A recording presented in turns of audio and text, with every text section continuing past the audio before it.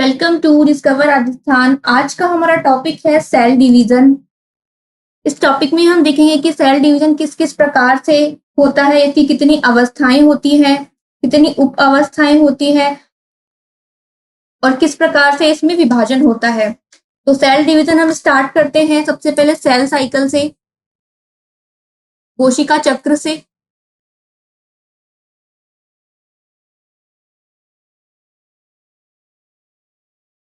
कोशिका चक्र क्या होता है? तो कोशिकाओं का जो व्यवस्थित जीवन चक्र होता है उसे हम कहते हैं कोशिका चक्र।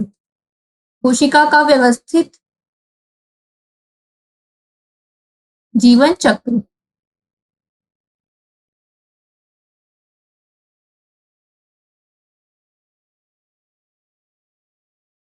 ये चलता है 24 आवर्स। अब इसकी अवस्थाएं हम देखेंगे।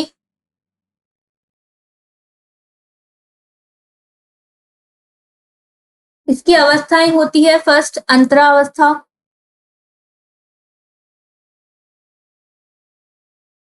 सेकंड होती है इसकी विभाजन अवस्था, विभाजन प्रावस्था। तो ये जो अंतरावस्था है, इंटरफेस, ये चलती है 23 आवर्स। जबकि अगर विभाजन अवस्था के बारे में पूछे, इसे हम कहेंगे डिवीजन फेज, ये चलेगी 1 और।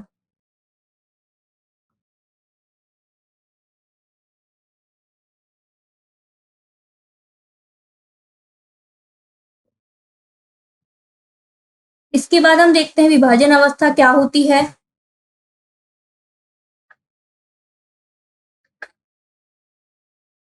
तो अगर हम विभाजन अवस्था देखें तो इसमें होता है पैतृक कोशिका से पुत्री कोशिका का बनना, पैतृक कोशिका से पुत्री कोशिका का बनना।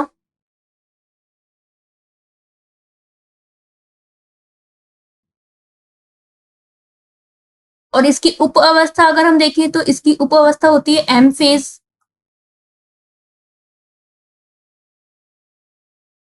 उप अवस्था इसकी होगी एम फेज।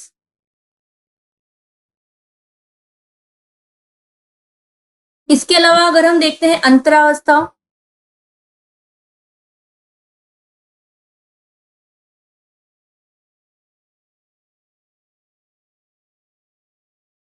तो इसकी खोज हुई है होवार्ड और पेल्क द्वारा। होवार्ड और पेल्क। इसके अलावा इसमें होता क्या है, तो इसमें होती है विभाजन की तैयारी। इसमें सेल विभाजन की तैयारी होती है, इसे हम कहते हैं रेस्ट फेज। इसके अलावा यह जो अवस्था है ये सक्रिय अवस्था होती है। और इसकी 3 उप अवस्थाएं हैं, 3 उप अवस्थाएं।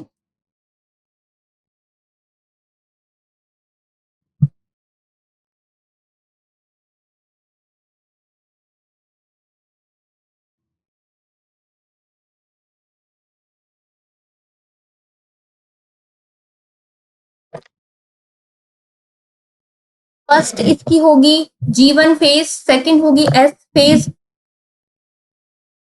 इसके बाद होगी G2 फेज,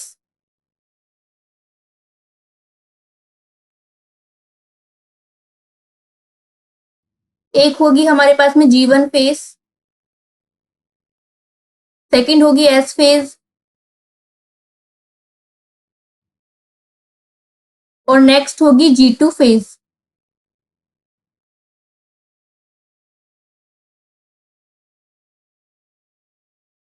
G1 फेज में क्या होगा, तो इसमें होगा डीएनए का संश्लेषण, इसमें होगा प्री डीएनए का संश्लेषण, डीएनए का संश्लेषण। इसके अलावा इसमें आरएनए, एंजाइम्स, प्रोटीन का निर्माण होगा, प्रोटीन का निर्माण। और अगर हम देखें इसमें, तो इसमें कोशिका द्रव की मात्रा में वृद्धि होगी।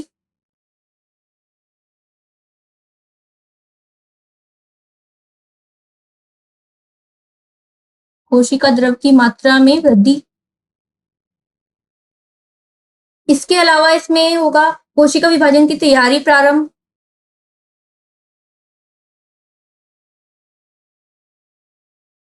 तो इस अवस्था में होगा सेल डिवीजन की तैयारी प्रारंभ।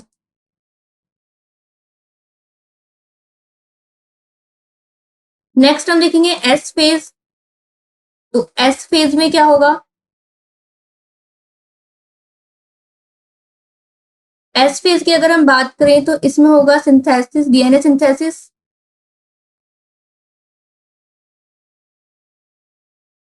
ये डीएनए संश्लेषण का काम होगा इसमें।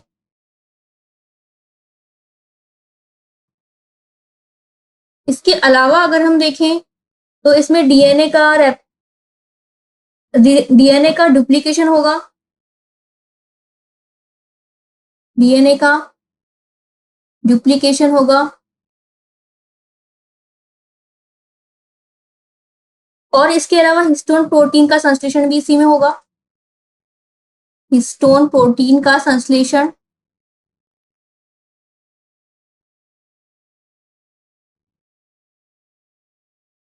नेक्स्ट है G2 फेज। इसमें होगा post DNA synthesis. G1 phase में तो क्या हुआ था? Pre DNA synthesis. और G2 फेज में होगा पोस्ट डीएनए सिंथेसिस।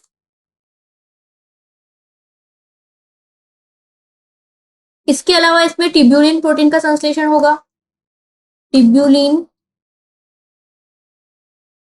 प्रोटीन का संश्लेषण। ये हमें ध्यान रखना है, कौन किस चीज का संश्लेषण कौन सी अवस्था में हो रहा है। और इस स्टेज में क्या होती है? कोशिका विभाजन के लिए रेडी हो जाती है, कोशिका विभाजन के लिए तैयार, कोशिका विभाजन के लिए तैयार हो जाती है इस अवस्था में। और इसमें जो कोशिकांग है उनकी मात्रा भी दुगनी हो जाएगी, कोशिकांग की मात्रा दुगनी।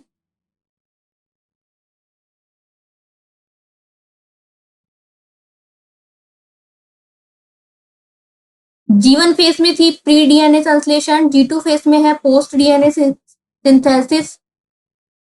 इसके अलावा एस फेज में क्या होगा? डीएनए सिंथेसिस, डीएनए संश्लेषण। ना प्री ना पोस्ट, अगर हमसे पूछे डायरेक्ट डीएनए सिंथेसिस कौन सी अवस्था में होगा तो ये होगा एस फेज। इसके अलावा डीएनए का डुप्लीकेशन होगा एस फेज में, हिस्टोन प्रोटीन का संश्लेषण होगा एस फेज में। और ट्यूब्यूलिन प्रोटीन का अगर संश्लेषण पूछा जाए तो इसमें आएगा G2 फेज। इसके अलावा आरएनए, एंजाइम्स और प्रोटीन का निर्माण किस अवस्था में होता है? तो इसमें आएगा G1 फेज। इनके अलावा एक होती है G0। इसमें होगा, इसमें जो कोशिका चक्र होता है, सेल साइकिल होता है, वो G1 फेज में रुक जाए तो ये अवस्था आती है सेल साइकिल। अगर G1 फेज में रुके, इसका एग्जाम्पल अगर हम देखें तो इसका एग्जाम्पल होगा तंत्रिका सेल और स्थायी ऊतक।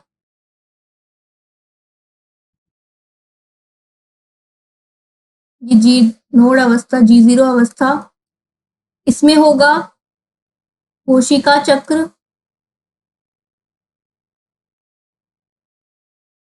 G1 स्टेज में, G1 फेज में रुके।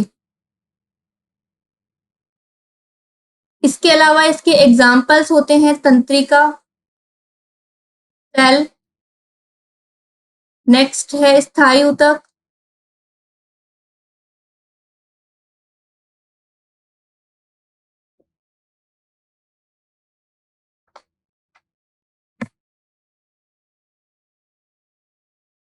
इसका अगर हम स्ट्रक्चर देखें थोड़ा,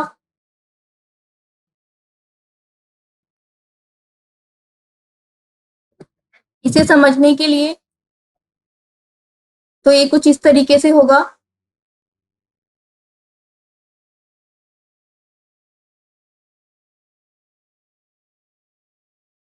ये होगा पूरा साइकिल। ये कुछ इस तरीके से डिवाइड करते हैं हम। अब हम शुरू करते हैं जीवन फेज।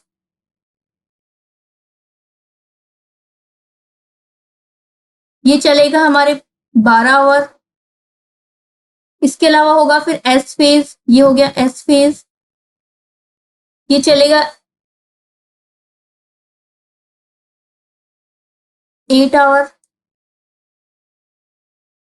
इसके बाद आता है G2 फेज। इसका टाइम पीरियड होगा 3 से 6 आवर। और ये होगा हमारे पास में एम फेज, 1 आवर। इसके बाद देखेंगे हम कोशिका विभाजन के प्रकार।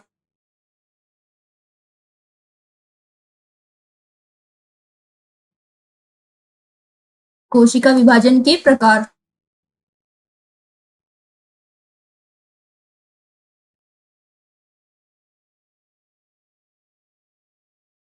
फर्स्ट है समसूत्री विभाजन,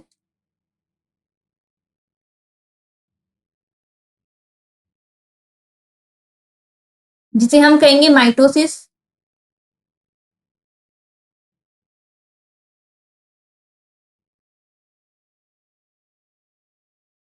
समसूत्री शब्द की अगर हम बात करें, यह शब्द दिया था वॉल्टेयर फ्लेमिंग ने। Walther Flemming. और ये कुछ इस तरीके से होता है। ये हो गई हमारे पास में पैतृक कोशिका।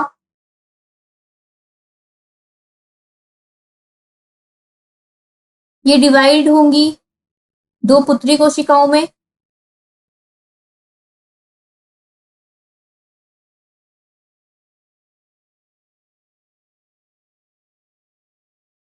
अब समसूत्री विभाजन है तो इसमें क्या होगा, इसमें इनकी संख्या भी समान होगी पुत्री कोशिकाओं की पैतृक कोशिकाओं से।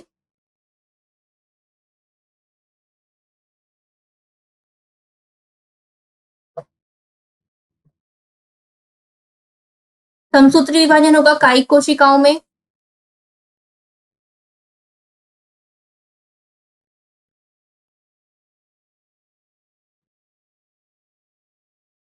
क्योंकि ये जो है द्विगुणित है,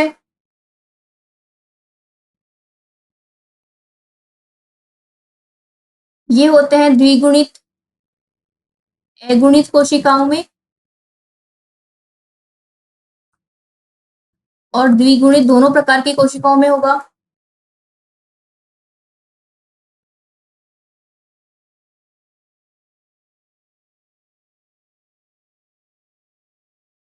इसके अलावा समसूत्री विभाजन में हम देखते हैं कि इसमें पैतृक कोशिका से 2 पुत्री कोशिकाएं बनती है। पैतृक कोशिका से 2 पुत्री कोशिकाएं बनना।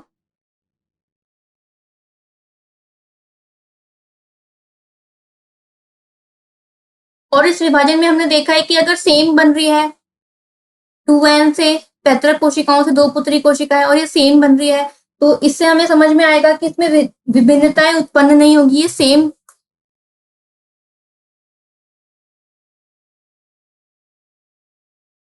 बनेगी।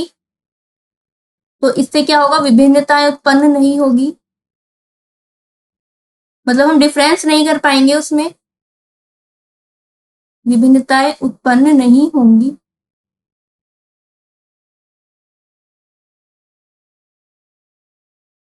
नेक्स्ट, इसके अलावा ये विभाजन क्यों आवश्यक है हमारी बॉडी के लिए, तो यह विभाजन आवश्यक है क्योंकि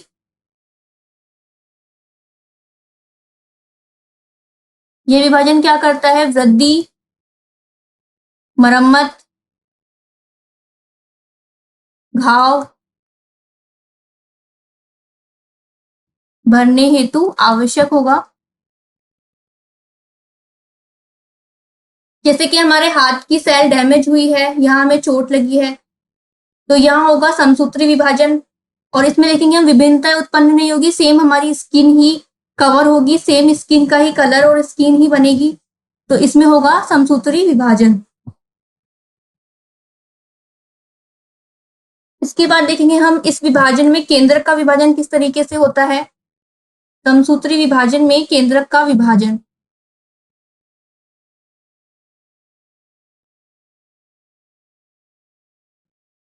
तो पहली इसकी अवस्था होती है प्रोफेज अवस्था। प्रोफेज अवस्था।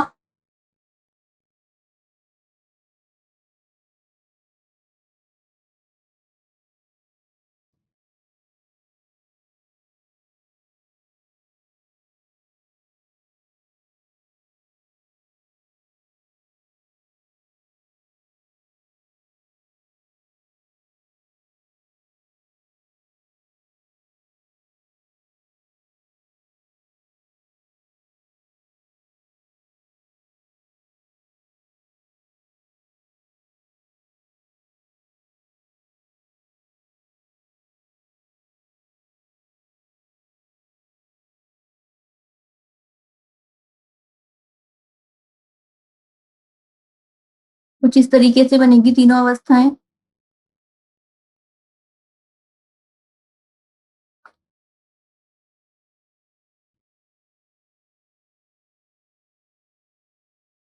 एक सेकेंड।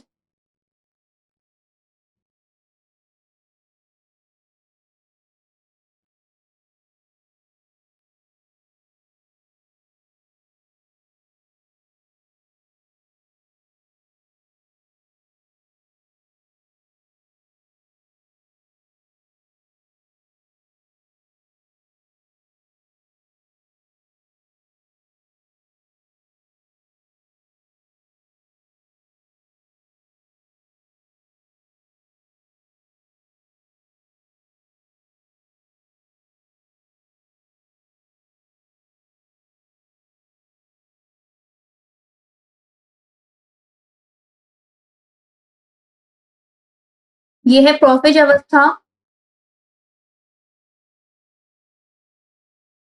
ये होती है सबसे लंबी अवस्था।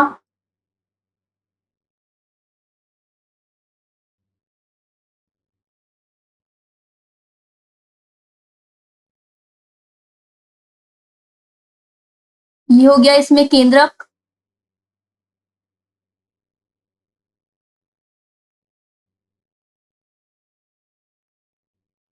इसमें क्रोमेटिड तंतु स्थित होंगे। इसके बाद इसमें होगा केंद्रक में खिंचाव। जैसे ये केंद्रक है, इसमें होगा कुछ इस तरीके से खिंचाव, सेंटर से ऊपर की साइड और सेंटर से नीचे की साइड। तो ये क्रोमेटिड तंतु इस तरीके से होंगे बिखरे हुए। अभी खिंचाव उत्पन्न होगा तो ये यहां से क्या हो जाएगा, विखंडित हो जाएगा। ये होगा डीएनए। अब इसमें क्या होगा, इसे हम कहेंगे, इसमें इस स्टेज में होगा जो गुणसूत्र स्पष्ट हमें दिखाई देंगे, ये हमें स्पष्ट दिखाई दे रहे हैं। इसमें गुणसूत्र स्पष्ट दिखाई देंगे और तारक केंद्र ध्रुवों पर चले जाएंगे। तारक केंद्र ध्रुवों पर चले जाएंगे और केंद्रक धीरे धीरे क्या होगा, लुप्त होगा। जैसे नेक्स्ट स्टेज में क्या होगा, ये कुछ इस तरीके से हो जाएंगे।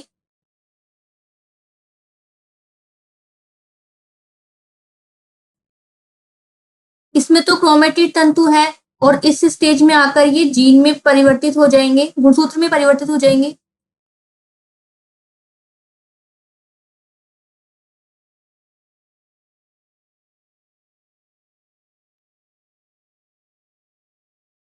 और इसमें क्या होगा, इस अवस्था में केंद्रक इसमें लुप्त हो रहा है, केंद्रक लुप्त हो जाएगा। इसके अलावा केंद्रक में उपस्थित होती है केंद्रिका, केंद्रिका इसमें लुप्त हो जाएगी।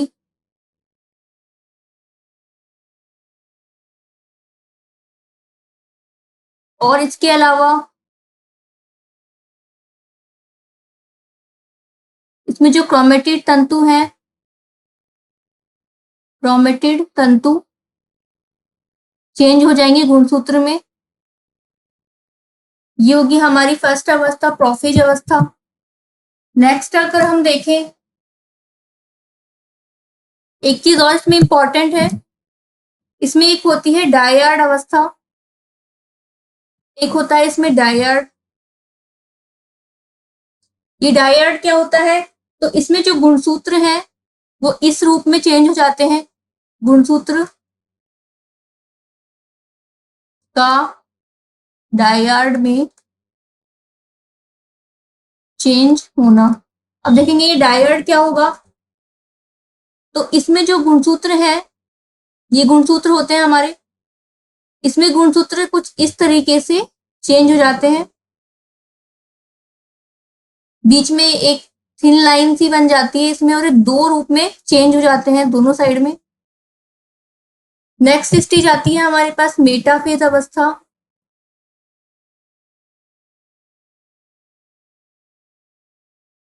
इस अवस्था में क्या होगा, सबसे लंबी अवस्था तो हो गई हमारे पास में प्रोफेज अवस्था। मेटाफेज में होगा गुणसूत्र मध्य में आ जाएंगे इसमें, इस स्टेज में होगा गुणसूत्र मध्य में आ जाते हैं। और इसमें जो गुणसूत्र होते हैं, प्रोफेज में हुए थे डायर्ड में चेंज, और इसमें गुणसूत्र होंगे टेट्राएड में चेंज, टेट्राएड के रूप में। अब हम देखेंगे इस किस प्रकार से काम करता है।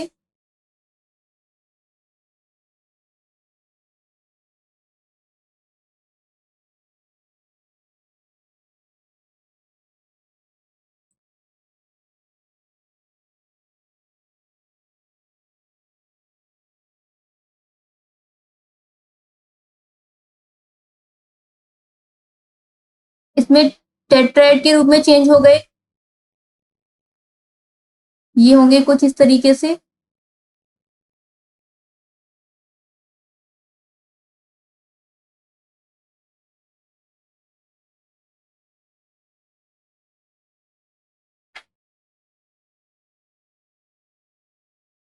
इससे निर्माण होगा एक मेटाफेज प्लेट का, ये होगी मेटाफेज प्लेट।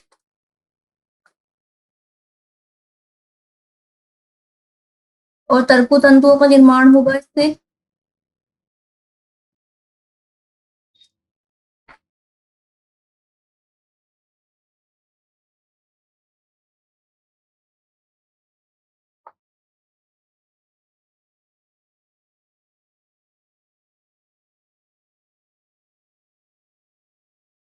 कुछ इस तरीके से ये होंगे तर्कु तंतु।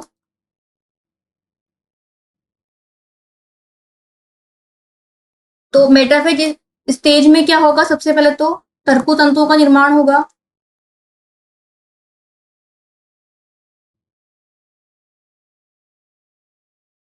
इसके अलावा इसमें जो गुणसूत्र हैं वो हमें एकदम क्लियर दिखाई दे रहे हैं इस स्टेज में। तो गुणसूत्र का सर्वाधिक स्पष्ट दिखाई देना इसी स्टेज में होगा। अगर क्वेश्चन में हमसे पूछा जाए कि गुणसूत्र सर्वाधिक स्पष्ट किस स्टेज में दिखाई देते हैं, तो इसका आंसर होगा मेटाफेज अवस्था। इसके अलावा थर्ड स्टेज है एनाफेज। इस स्टेज में होगा, ये सबसे छोटी अवस्था होती है, सबसे छोटी अवस्था।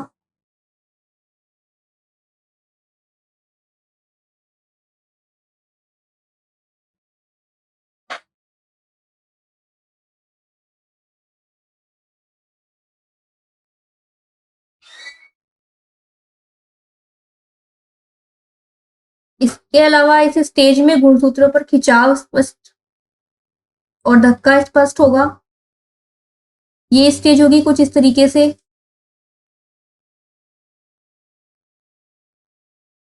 ये हो गए ध्रुव।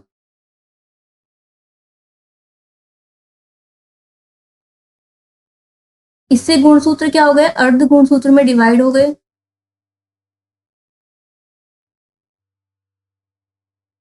ये कुछ इस तरीके से, और ये हो गया तरकु तंतुओं का निर्माण।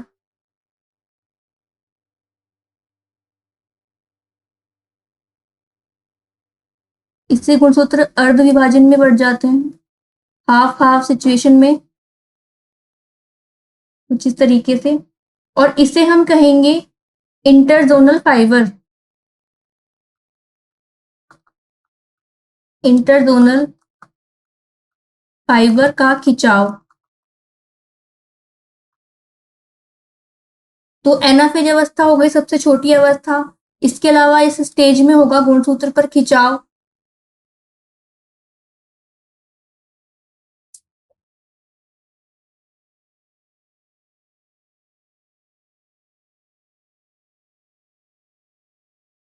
और इसके अलावा इसमें अर्ध गुणसूत्र में बंटना।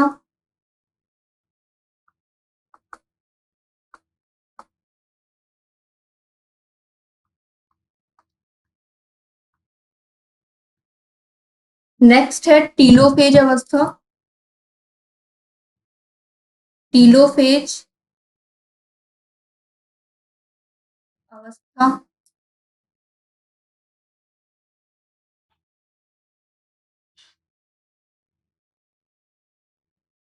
अब इस स्टेज में क्या होगा, इसमें जो गुणसूत्र होंगे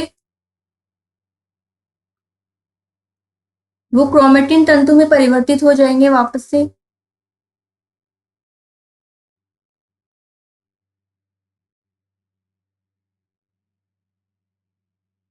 और इसके अलावा इसमें केंद्रक झिल्ली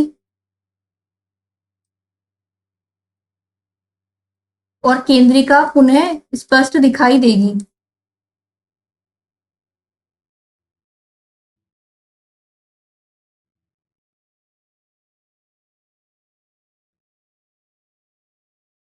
जैसे कि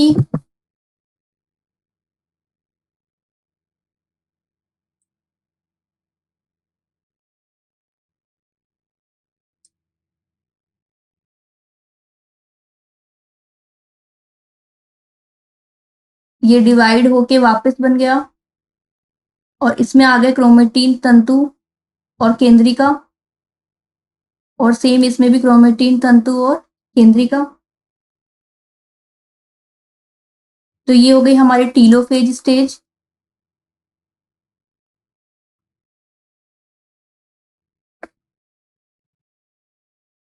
ये होता है समसूत्री विभाजन।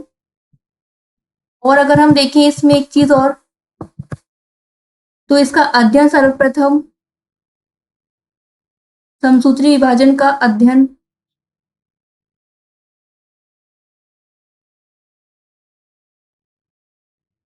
सर्वप्रथम किया गया था प्याज की रूट पर, प्याज की रूट टिप पर। रूट टिप होती है उसकी जड़ का शीर्ष भाग।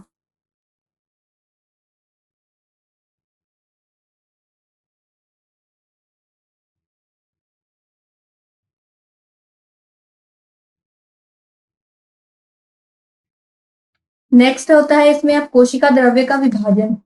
नेक्स्ट हम पढ़ेंगे कोशिका द्रव्य का विभाजन। अब हम देखेंगे पादप कोशिका और जंतु कोशिका में किस प्रकार विभाजन होता है। तो अगर हम बात करें पादप कोशिका की, ये अलग अलग विधि से इनमें विभाजन होगा। अगर हम पादप कोशिका की बात करें तो ये होती है सेल प्लेट विधि।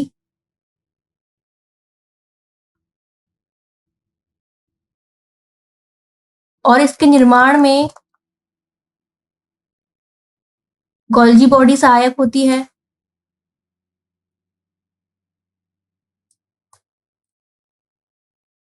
अभी कुछ इस तरीके से होगा जैसे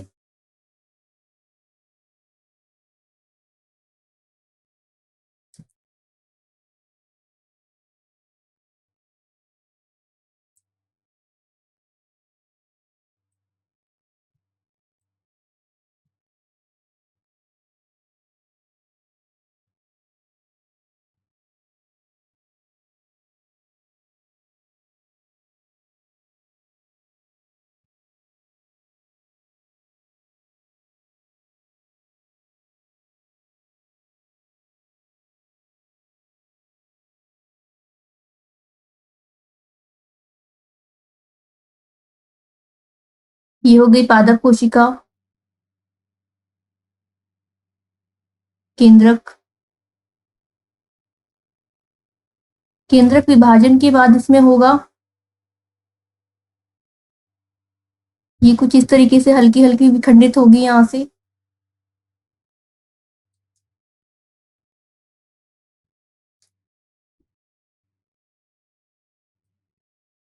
कुछ इस तरीके से।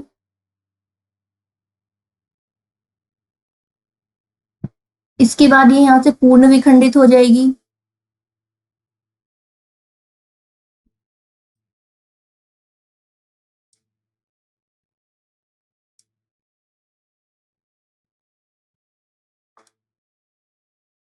और इसके बाद ये दोनों अलग अलग पार्ट में डिवाइड हो जाएंगे, कुछ इस तरीके से। ये बीच में से अलग हो गए, सेपरेट हो गए दोनों पार्ट, और इनके केंद्रक भी अलग अलग इसमें चले गए। ये कुछ इस तरीके से होगा पादप कोशिकाओं में। इसे हम कहेंगे सेल प्लेट विधि। अगर हम इसके अलावा जंतु कोशिका में देखें तो वह होगा खांच विधि से। जंतु कोशिकाओं में ये होती है खांच विधि।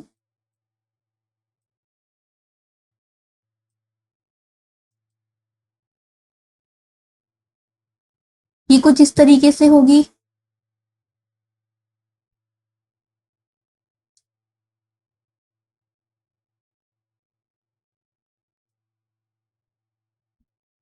ये यहां से विखंडित हो जाएगी आगे जाके।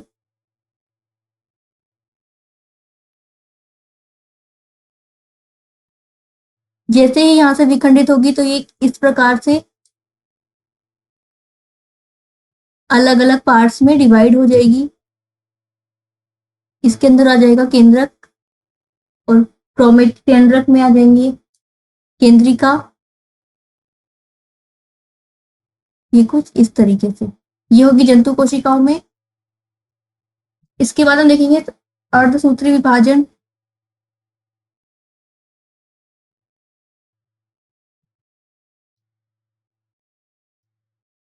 अर्धसूत्री विभाजन में हमें एक चीज ध्यान में रखनी है कि इससे विभिन्नताएं उत्पन्न होती हैं। इसकी सर्वप्रथम जानकारी हमें दी थी फॉर्मर एवं मुर्रे ने। फॉर्मर और मुर्रे ने। इसके अलावा अगर अर्धसूत्री विभाजन पादप कोशिका में हम देखें, पादप कोशिका में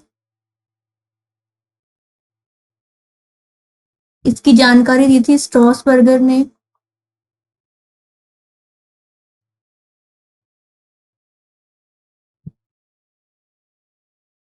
अर्धसूत्री विभाजन होगा, ये होगी हमारे पास पैतृक कोशिका।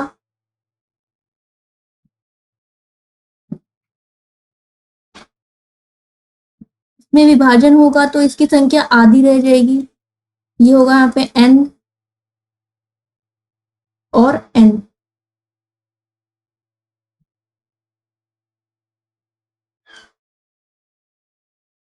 ये होगा यहाँ पर अर्धसूत्री विभाजन फर्स्ट।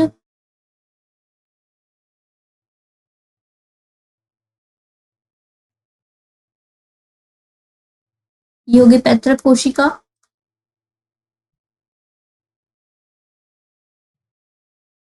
अर्धसूत्री विभाजन होगा तो ये हाफ हो गई। ये हो गई n और n। यहाँ हुआ अर्धसूत्री विभाजन फर्स्ट। इसके बाद दोबारा इसमें विभाजन होगा, अर्धसूत्री विभाजन।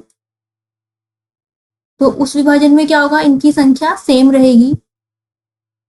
ये हो जाएगा यहाँ पर n n n और n। ये होगा अर्धसूत्री विभाजन सेकंड।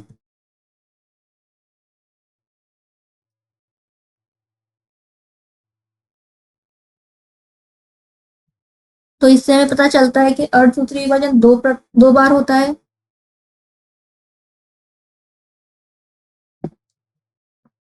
विभाजन दो बार होगा।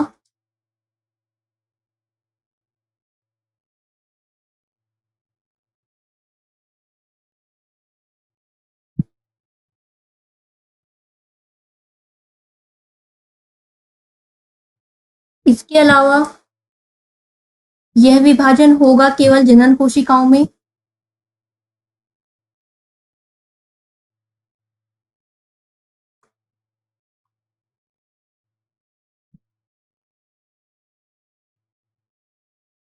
इसके अलावा केवल द्विगुणित कोशिकाओं में यह संपन्न होगा।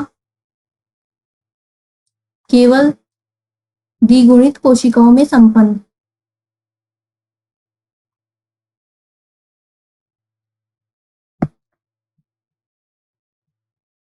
नेक्स्ट है, इससे क्या होगा, इसमें जो पैतृक कोशिका है,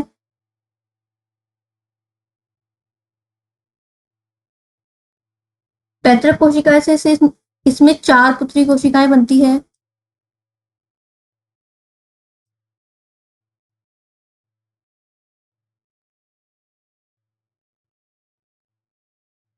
इसके अलावा इससे विभिन्नता उत्पन्न होती है जीवों में।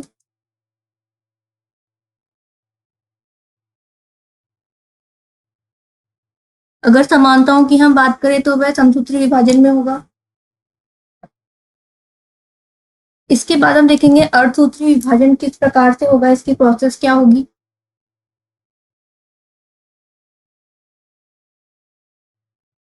सबसे पहले हम देखेंगे अर्धसूत्री विभाजन फर्स्ट।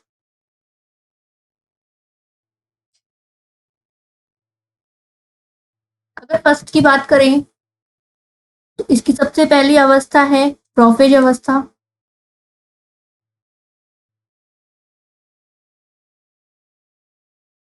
फर्स्ट, और ये सबसे लंबी अवस्था है। सबसे लंबी वह जटिल अवस्था। ये अवस्था इसमें 5 उप अवस्थाओं में विभाजित है। 5 उप अवस्थाएं। पहली है इसमें लैप्टोटीन।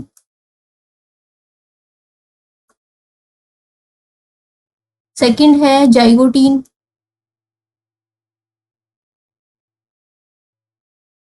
थर्ड है पेकाइटीन।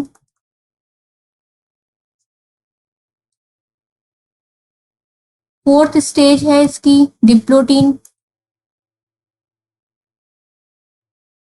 और फिफ्थ स्टेज है इसकी डाइकाइनेसिस।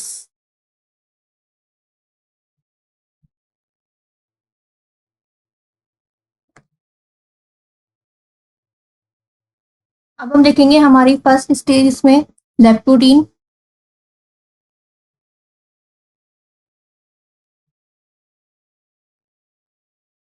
इसमें क्या होगा, इसमें जो गुणसूत्र हैं वो गुलदस्ते के रूप में दिखाई देंगे।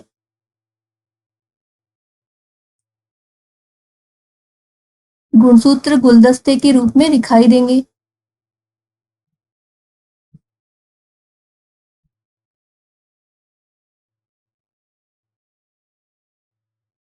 इसके अलावा इसमें केंद्रक झिल्ली केंद्रिका लुप्त होना प्रारंभ हो जाता है। केंद्रक झिल्ली व केंद्रिका लुप्त होना प्रारंभ।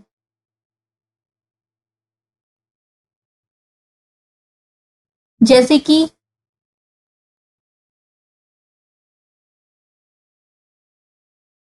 ये हो गई हमारी लैप्टोटीन अवस्था।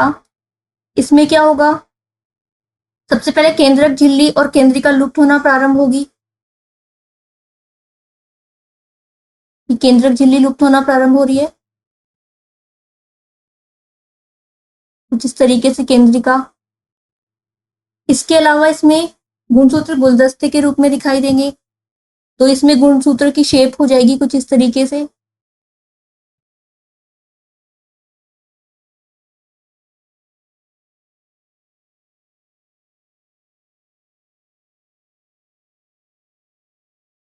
नेक्स्ट स्टेज है इसमें जाइगोटीन।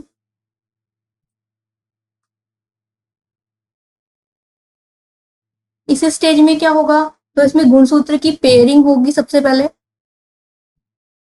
गुणसूत्रों की पेयरिंग,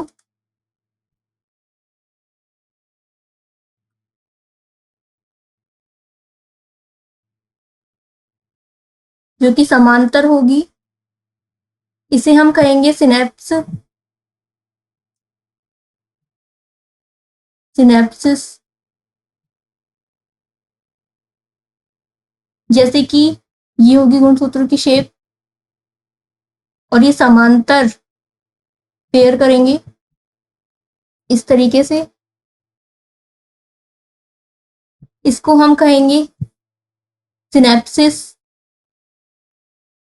कॉम्प्लेक्स, जो कि पूछा भी जाता है इसमें।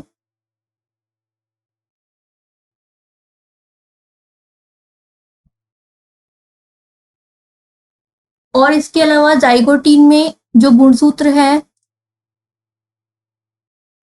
गुणसूत्र हमें बाइवेवलेंट के रूप में दिखाई देंगे।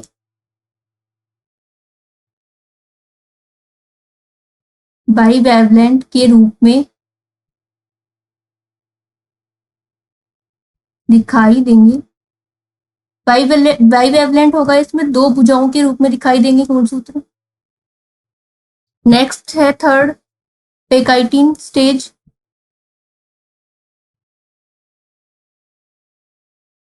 इसमें क्या होगा, इसमें जो गुणसूत्र है वो टेट्रा वेवलेंट के रूप में दिखाई देंगे। गुणसूत्र टेट्रा बाइवलेंट के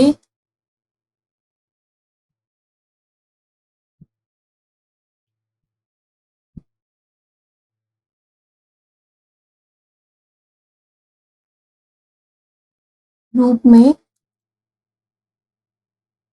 दिखाई देंगे।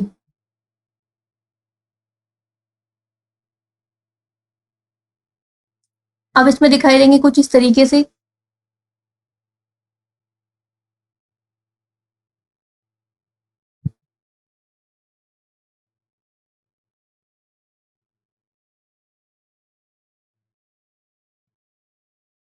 ये होगा यहाँ पर प्लस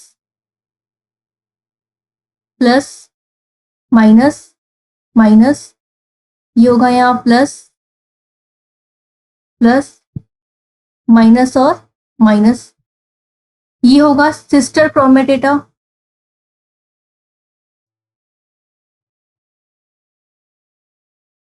एक जो गुणसूत्र होगा कुछ इस तरीके से, तो इसमें एक साइड क्या होगा प्लस और एक साइड होगा माइनस। ऐसे ही हमने यहाँ पे क्या है, ये प्लस और माइनस, प्लस और माइनस, प्लस माइनस और प्लस और माइनस।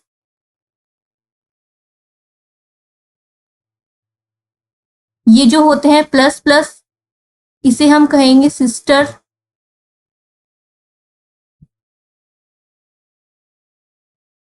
क्रोमेटिया। और ये जो माइनस है और ये प्लस माइनस है, इन्हें हम कहेंगे नॉन सिस्टर क्रोमेटिया।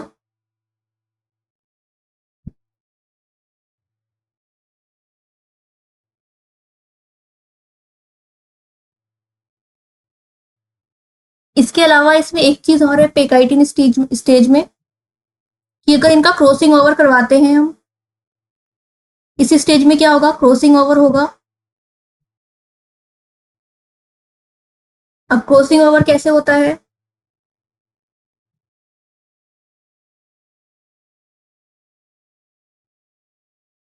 ये हो गए हमारे पास गुणसूत्र।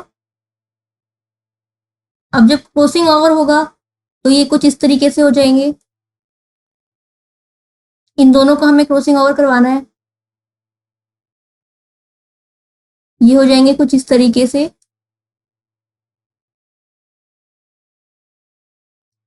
ये कुछ इस तरीके से संरचना बन जाएगी। यहाँ था प्लस माइनस, ये हो गए क्रॉसिंग ओवर।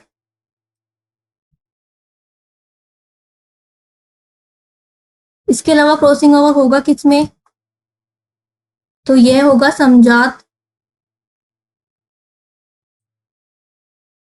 गुणसूत्र के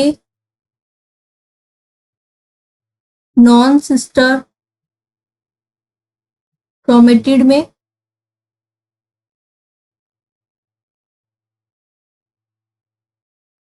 तो इसका मतलब ये होगा प्लस और माइनस में नॉन सिस्टर क्रोमेटिड होते हैं, एक साइड प्लस होगा और एक साइड माइनस होगा।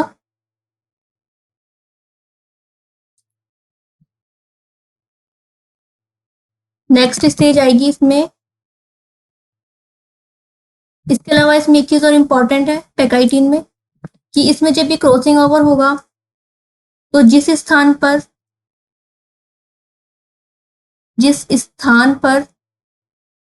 क्रॉसिंग ओवर होगा, क्रॉसिंग ओवर होता है, उसे हम कहेंगे कियास्मेटा।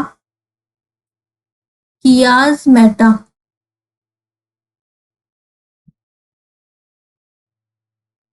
नेक्स्ट स्टेज आती है डिप्लोटीन।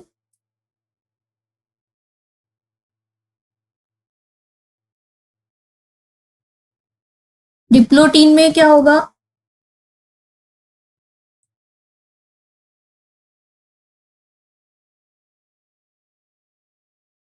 अब डिप्लोटीन में क्या होगा, तो डिप्लोटीन में कियास्मेटा बना था।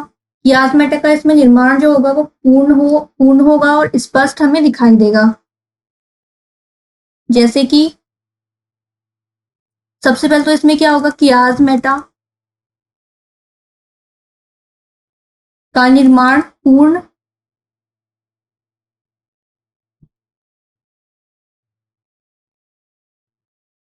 कियास्मेटा का निर्माण पूर्ण होगा।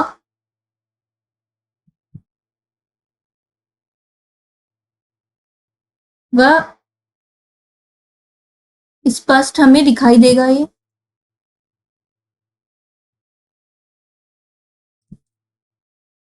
इसके अलावा और क्या होगा इसमें, तो इसमें जो ये गुणसूत्र है,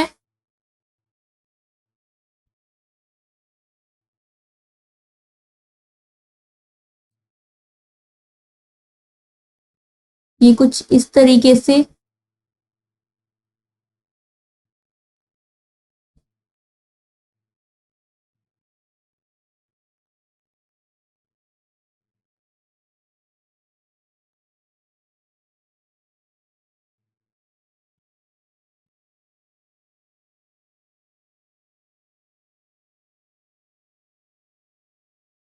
इसमें क्या होगा, इसमें जो तारक केंद्र है वो ध्रुवों की ओर जाना प्रारंभ कर देंगे सबसे पहले, और इसमें जो ये गुणसूत्र है, ये क्रॉसिंग ओवर के बाद कुछ इस तरीके से स्पष्ट हमें कियास्मेटा का निर्माण पूर्ण दिखाई देगा। ये कुछ इस तरीके से हो जाएगा। तो इसमें और क्या होगा डिप्लोटीन में, एक तो इसमें होगा तारक केंद्र ध्रुवों की ओर जाना प्रारंभ करेंगे। इसके अलावा इसमें एक स्टेज होगी जिसे हम कहेंगे उपांति भवन। ये क्या होगा, इसमें क्या है, गुणसूत्र जो है, गुणसूत्र पृथक होना प्रारंभ हो जाएंगे, पृथक होना प्रारंभ होंगे। नेक्स्ट आती है स्टेज इसमें डाइकाइनेसिस।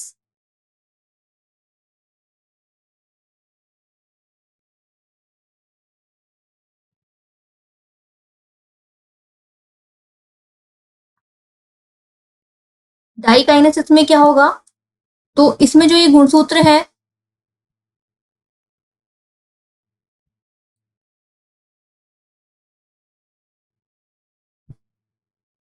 ये स्पष्ट हमें अलग अलग होकर पूर्ण दिखाई देंगे। ये कुछ इस तरीके से बनाए थे अभी हमने लास्ट स्टेज में। तो इससे गुणसूत्र क्या हो गए, अलग अलग होकर हमें पूर्ण रूप से दिखाई दे रहे हैं, स्पष्ट रूप से। तो इसमें उपांति भवन जो है वो पूर्ण हो जाएगा, जबकि प्रारंभ हुआ था डिप्लोटीन में और पूर्ण होगा डाइकाइनेसिस में।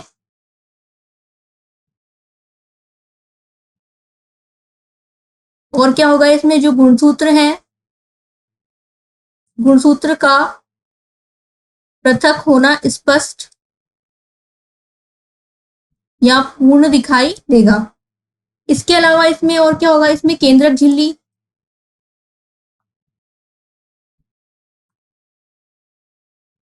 केंद्रक झिल्ली और केंद्रिका विलुप्त हो जाएगी। विलुप्त हो जाएगी, एकदम गायब हो जाएगी। ये हो गई इसकी 5 उप अवस्थाएं प्रोफेज फर्स्ट की, जिसमें हमने फर्स्ट देखी थी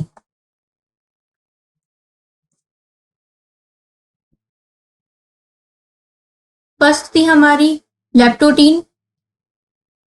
लेप्टोटीन में क्या हुआ था, जो गुणसूत्र हैं वो गुलदस्ते के रूप में दिखाई दिए थे। इंपॉर्टेंट चीज ये है कि गुलदस्ते के रूप में किस स्टेज में दिखाई देंगे, तो ये होगा लेप्टोटीन स्टेज में। और इसमें क्या हुआ, केंद्रक झिल्ली और केंद्रिका क्या हुई, लुप्त होना प्रारंभ हो गई थी। नेक्स्ट स्टेज थी हमारे पास जाइगोटीन। इसमें क्या हुआ, गुणसूत्रों की पेयरिंग स्टार्ट हो गई, वो भी समांतर उसमें, जिसे हमने क्या कहा, सिनेप्सिस कॉम्प्लेक्स।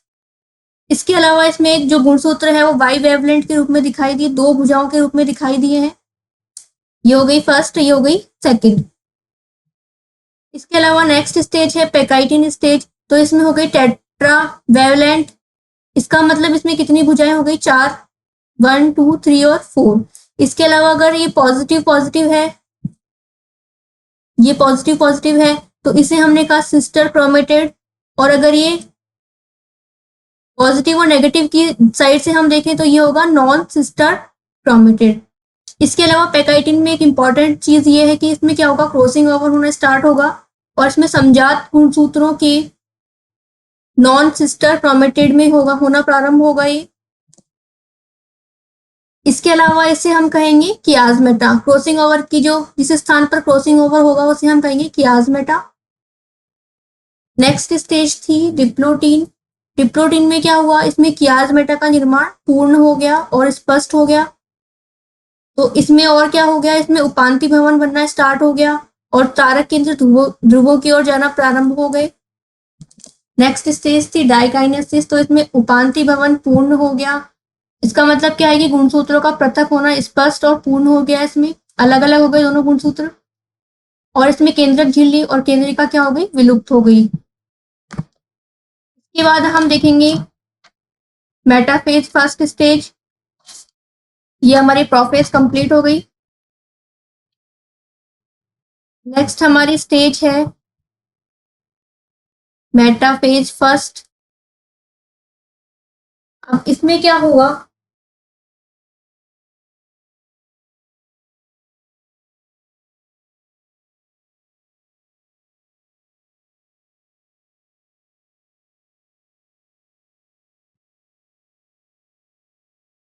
अगर हम देखें इस स्टेज में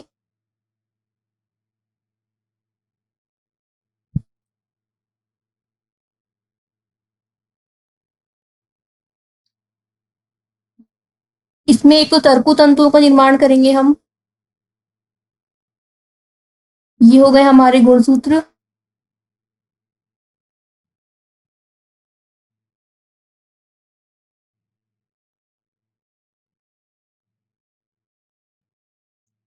इसमें क्या होगा,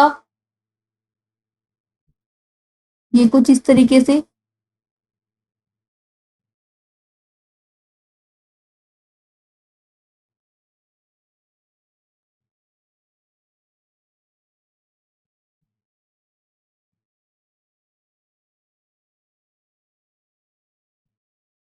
इसमें होंगे तरकु तंतु। इसके अलावा इसमें सहायक तंतु भी होंगे। और इसमें क्या होंगे, जो गुणसूत्र है वो मध्य में आ चुके हैं, तो इस स्टेज में क्या होंगे, गुणसूत्र मध्य में।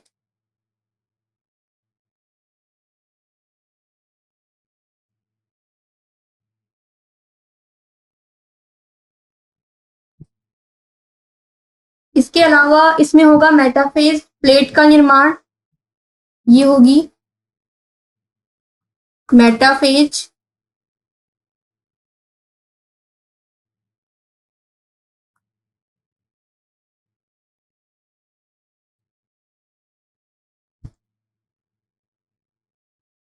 प्लेट का निर्माण।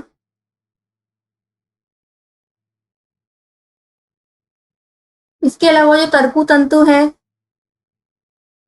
उनका निर्माण भी इसमें हुआ है। तरकु तंतु व सहायक तंतु का निर्माण।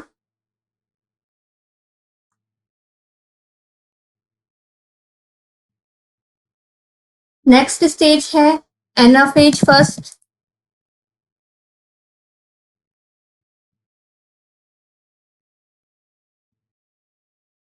इसमें क्या होगा?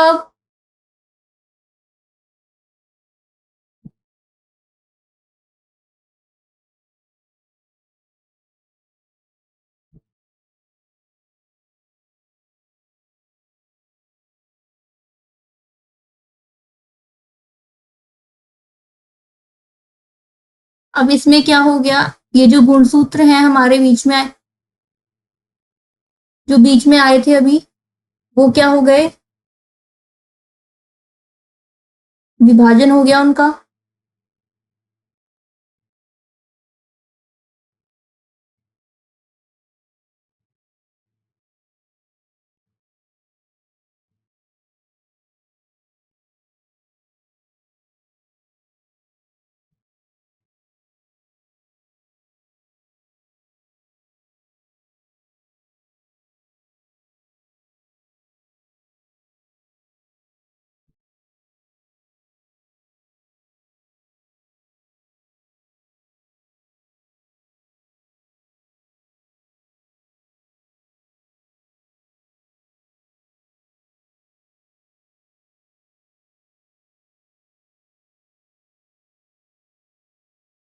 ये होंगे कुछ इस तरीके से कंप्लीट। अब इसमें क्या हो गया? एनाफेज फर्स्ट स्टेज में एक तो इसमें गुणसूत्रों पर धक्का या खिंचाव उत्पन्न हुआ है।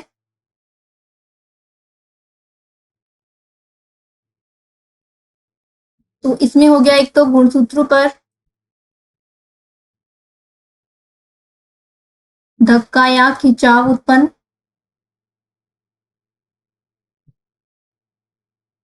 इसके अलावा इसमें क्या होगा? गुणसूत्र का विभाजन नहीं हुआ है। ये पूरे गुणसूत्र हैं इसमें।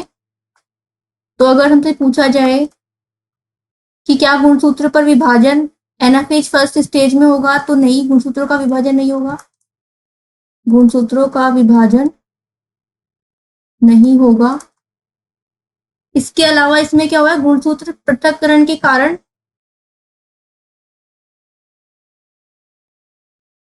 पृथक्करण के कारण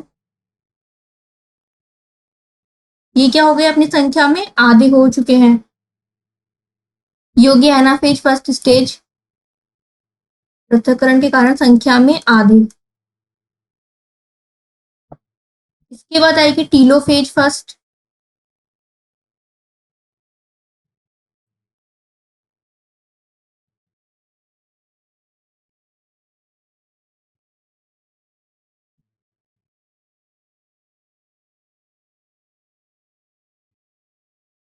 इसमें क्या होगा?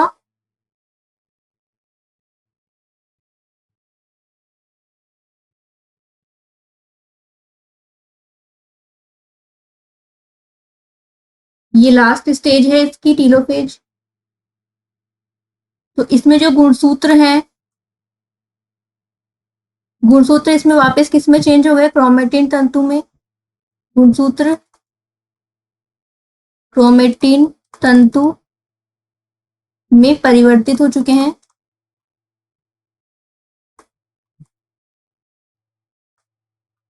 इसके अलावा इसमें हमें दिखाई दे रही है केंद्रक झिल्ली। केंद्रक झिल्ली, केंद्रिका। इसमें हमें स्पष्ट दिखाई देती है, पुनः दिखाई देगी। ये अर्धसूत्री फर्स्ट हो गई कंप्लीट। इसके बाद आएगी सेकंड।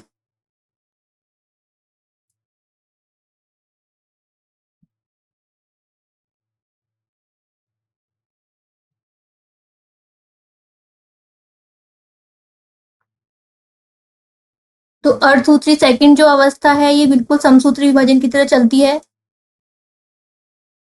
समसूत्री विभाजन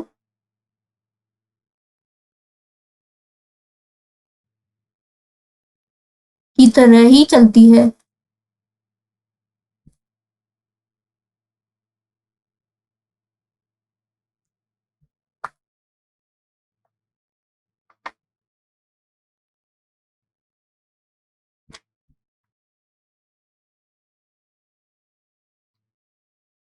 तो इसमें वही समसूत्री विभाजन की तरह प्रोफेज अवस्था, मेटाफेज, एनाफेज और टीलोफेज अवस्था होगी और ऐसे ही अर्धसूत्री विभाजन सेकंड कंप्लीट होगा।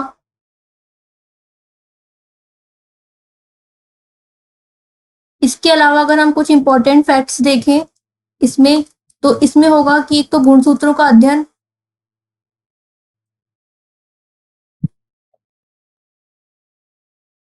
अगर हमसे पूछा जाए कि गुणसूत्रों की मॉर्फोलॉजी का अध्ययन, तो ये होगा मेटाफेज स्टेज में।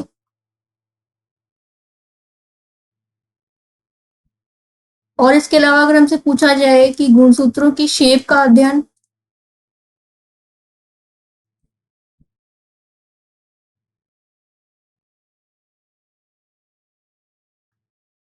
तो शेप का अध्ययन होगा एनाफेज स्टेज में।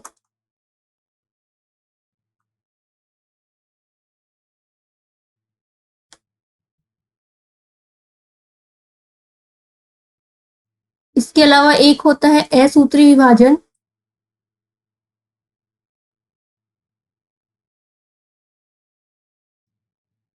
इसका नाम दिया था रिमेक ने। और इसके अलावा इसका जो विस्तृत अध्ययन है, इसका विस्तृत अध्ययन किया था फ्लेमिंग ने।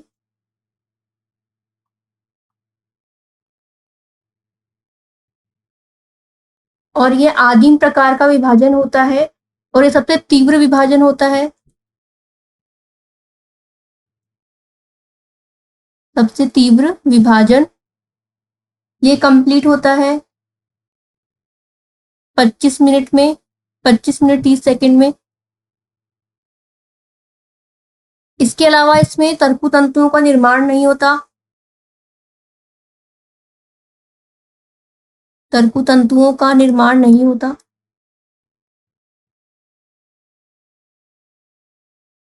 अगर इसके एग्जाम्पल पूछे जाएं तो इसके एग्जाम्पल्स हैं प्रोकैरियोटिक कोशिकाओं में होगा ये एक तो,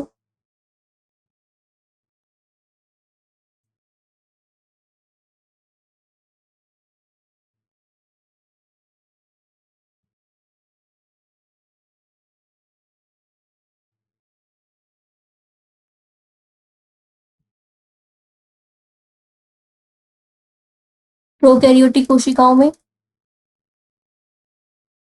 इसके अलावा अगर यूकैरियोटिक कोशिकाओं में बात करें,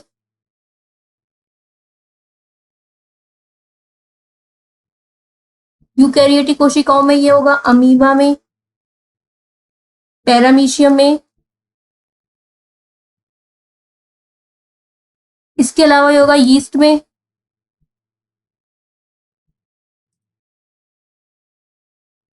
और अगर असूत्री विभाजन की बात करें तो जैसे कि होता है खांच विधि से विभाजन, अभी हमने देखा था खांच विधि से विभाजन होगा जंतुओं में। और अगर पादपों में बात करें, जैसे कि खांच विधि में हमने देखा था कुछ इस तरीके से, और ये जाके आगे जाके ये विखंडित हो गए थे पूर्ण रूप से। तो इसमें क्या हुआ, इसमें एक जो पैतृक कोशिका है, एक पैतृक कोशिका से इसमें दो पुत्री कोशिकाओं का निर्माण हुआ है।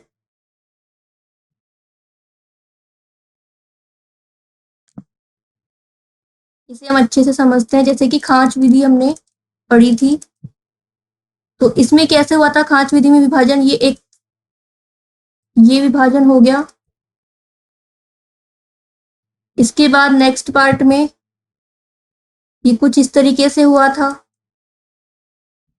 इसमें खिंचाव उत्पन्न हुआ और ये दो अलग पार्ट में डिवाइड हो गई नेक्स्ट पार्ट में। तो अब इसमें क्या हुआ है, इसमें एक पैतृक कोशिका से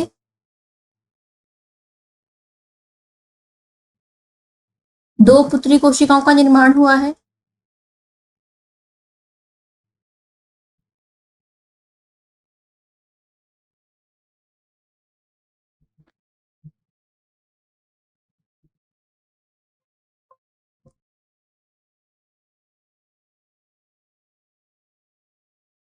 इसमें ये फर्स्ट स्टेज ये थी।